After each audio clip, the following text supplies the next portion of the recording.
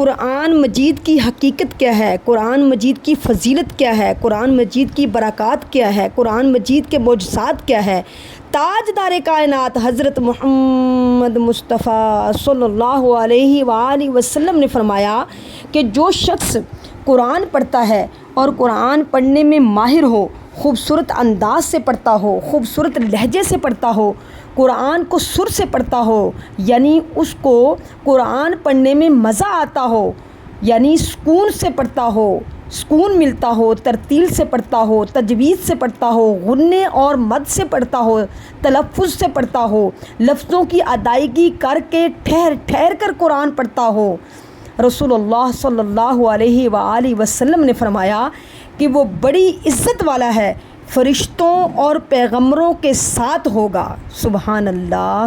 اور پھر حضرت علی مرتضیٰ نے فرمایا، حضرت علی مرتضیٰ رضی اللہ تعالیٰ عنہ فرماتے ہیں کہ جب میرا دل کرتا ہے، جب میرا دل چاہتا ہے، میرا دل کرتا ہے کہ میں اللہ سے باتیں کروں تو میں نماز پڑھتا ہوں، نماز پڑھتا ہوں تو میں اللہ سے باتیں کرتا ہوں، اور جب میرا دل چاہتا ہے کہ اللہ تعالیٰ مجھ سے باتیں کرے، یعنی کہ میرا جب دل چاہتا ہے کہ میں اللہ سے باتیں کروں تو میں نماز پڑھتا ہوں، اور جب میرا دل چاہتا ہے نا کہ اللہ مجھ سے باتیں کرے، اللہ مجھ سے باتیں کرے تو میں قرآن پڑھتا ہوں۔ یعنی کہ سبحان اللہ کہ جب ہمارا دل چاہتا ہے نا کہ جب ہم قرآن پڑھتے ہیں تو اس وقت ایسے سمجھو کہ اللہ ہم سے باتیں کر رہا ہے،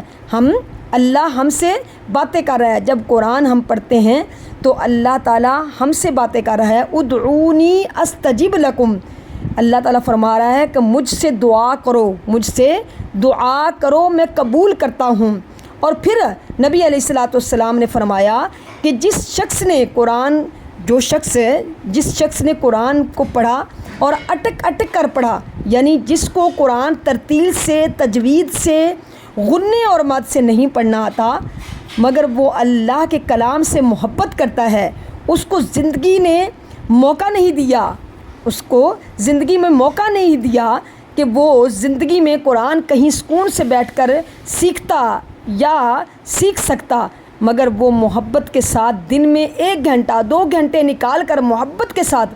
قرآن مجید کو کھولتا ہے اور پڑھتا ہے، مگر اٹک اٹک کے پڑھتا ہے۔ قرآن کو محبت سے، پیار سے، دل کے ساتھ،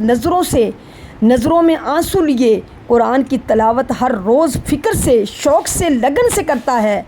تو تاجدار کائنات حضرت محمد مصطفیٰ صلی اللہ علیہ وآلہ وسلم کیا فرما رہے ہیں کہ اٹک اٹک کے پڑھنے والوں کو ڈبل ثواب دیا جاتا ہے۔ لیکن اگر اٹک اٹک کے پڑھنے والے کو موقع میسر ہو تو وہ کسی مسجد میں، کسی مدرسہ میں، کسی قاری یا کوئی عورت ہے تو وہ قاریہ کے پاس جائے کہ قرآن تجوید سے، غنّے اور مد کے ساتھ سیکھ کے، تجوید کے ساتھ، تلفظ کے ساتھ، تو قرآن کو پڑھنے کا مزہ ڈبل ہو جاتا ہے، ڈبل ہو جائے گا، یعنی پڑھنے کا سرور، سکون ڈبل آئے گا۔ اللہ تعالی ہم سب کو کلام پاک سیکھنے کی توفیق عطا فرمائے اور پڑھنے کی لگن عطا فرمائے۔ اس میں دونوں میں نے فرق بتایا ہے کہ جس کو قرآن پڑھنا آتا ہے، خوبصورت انداز سے پڑھتا ہے، وہ اس کا شمار بڑی عزت کرنے والوں، بڑی عزت والے فرشتوں اور پیغمبروں میں ہوگا، اور ثواب بھی اس کو دیا جائے گا۔ لیکن جس کو نہیں پڑھنا آتا لیکن وہ محبت کلام پاک سے کرتا ہے، قرآن مجید سے محبت کرتا ہے، اٹک اٹک کے پڑھتا ہے، تو اللہ کے محبوب فرما رہے ہیں اس کو ڈبل ثواب ملتا ہے۔ اور اگر اس کے پاس موقع ہے تو وہ سیکھتا نہیں تو پھر اس کو گناہ ہوتا ہے، لیکن اگر اس کے پاس موقع اللہ نے زندگی میں نہیں دیا لیکن پھر بھی وہ محبت سے پڑھتا ہے تو اللہ تعالیٰ کے نبی فرما رہے ہیں کہ اسے ڈبل ثواب دیا جاتا ہے۔